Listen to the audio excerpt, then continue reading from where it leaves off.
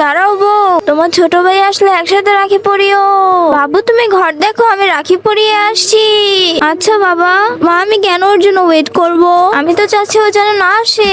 আরে হ্যাঁ, উনি তো ভালো মিষ্টি নিয়ে আসে না, খারাপ মিষ্টি নিয়ে আসে। আরে হ্যাঁ হ্যাঁ, উনি এমনই করে। আরে বউ, ভাই তো ভাই। আরে হ্যাঁ হ্যাঁ থামে, আজকাল সম্পর্ক টাকার জন্যই টিকে থাকে। দেন ভাইয়া, হাতে রাখি পরিয়ে দি।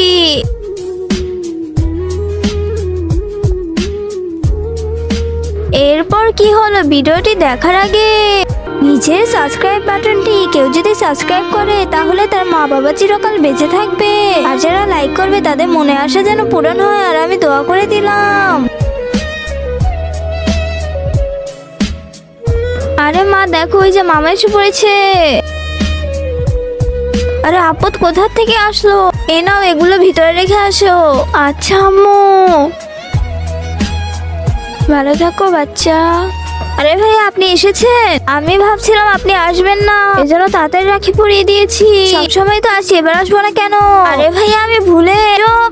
আরে এখন টাকার যুগ, টাকা ছাড়া কেউ কাউকে চেনাও না। আপনি চুপ করেন মা।